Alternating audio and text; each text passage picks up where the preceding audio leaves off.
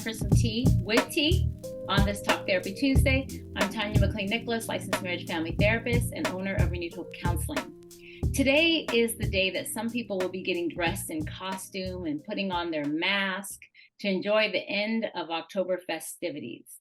However, it made me think about people who are in their costume daily, constantly in a mask and never showing who they really are, never feeling safe enough or even just brave enough to be their authentic self.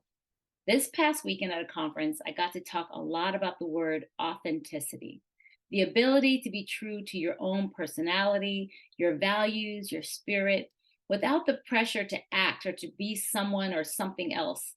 Wearing that mask can be exhausting.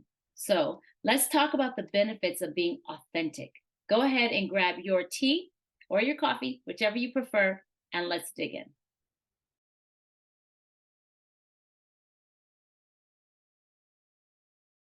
There are so many pressures to conform in certain situations where we aren't as authentic as we could be, but instead we're opting to take on the attitudes, the beliefs, and even follow the path of our peers without considering our own feelings and wants. After a while, we've spent so much time doing and being what others want us to be that we can barely tell the difference between our real selves and who our family and friends, bosses, or even society want us to be.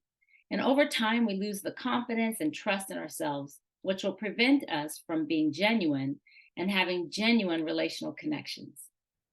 Being authentic comes from knowing what is important to you and staying true to it, even in the face of pressure.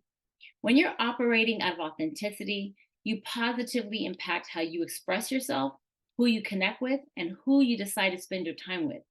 So authenticity could look like bringing your whole self to a relationship rather than putting on the fake face to please people, speaking what is on your mind, like saying no, even when it's not popular, even taking responsibility for your mistakes or your behavior without blaming other people because you fear how they're going to respond, keeping your word, following through on the promises and commitments you make to yourself and to other people.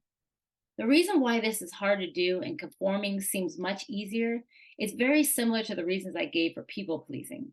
We want to belong. We tell ourselves we have a lot more to lose being us than just conforming to the majority. We fear that we may lose our status, maybe popularity, our reputation, maybe even money.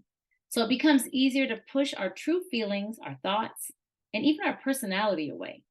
The bad part is it leads to not being real and forming real connections. No conformity is worth losing the ability to express your genuine self. And that includes having the ability to ask questions and express differing beliefs without the fear of negative consequences. So being authentic is extremely beneficial.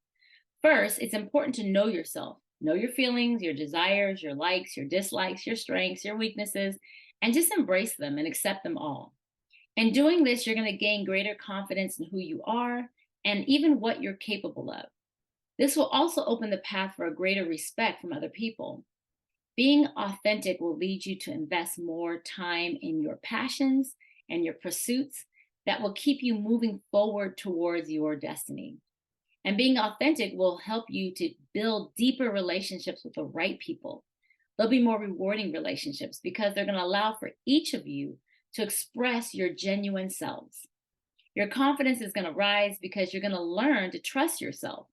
You're going to learn your strengths and what you have to offer to others, and even learn what you need to improve. Being more authentic and gaining confidence will help you step into leadership roles that will help you model the same authenticity to others. And your mental health is just better when you're being authentic. You're not experiencing this friction that comes when you're working against yourself. You are then more likely to engage in positive behaviors like promoting mental well-being, such as like self-care. To start living a more authentic life, you have to grow in self-awareness and courage. Ask yourself, what is the part of you that you're not honoring? Whether that's your interests, your passions, your true thoughts and feelings, what excuses are you giving to deny yourself of these parts? And what can you do to start embracing them? Is it a workshop you need to take? Maybe a class that you need to boost your confidence? Is it even just mentorship? Assess your mannerisms, your beliefs, and your affiliations. And ask yourself, are you projecting a certain identity, one that is not natural? So get in touch with your core values. Find out what is truly important to you: family, independence, truth, health. And don't worry about what others feel is popular. Just get in touch with you and start aligning your behavior with your values. Speak your mind, but with kindness. It takes a lot of courage to be honest and express yourself. So don't feel the need to jump in and start giving people a piece of your mind all of a sudden.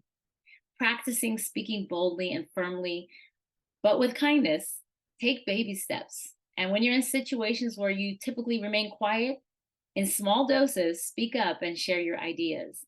And just always be curious. Continue exploring your interests and your passions because they're going to lead you closer to your authentic self. You may want to explore a new hobby, which opens up the door for your creativity, or maybe try looking into a new field of work. You might find your true self there. The more you follow your curiosity, the more authentic your life will become. Being authentic can be difficult, especially in certain environments. But when we see past the immediate rewards of just trying to fit in and instead express more of our true selves, we'll create deeper, stronger connections, living more of a fulfilling life and being able to model that example for other people to do the same. Now, I know that was a lot, but I had to get that out. But that's it for today. I hope that you enjoyed your tea with tea on this Talk Therapy Tuesday. I'm Tanya McLean Nicholas, and I hope that you have a great day.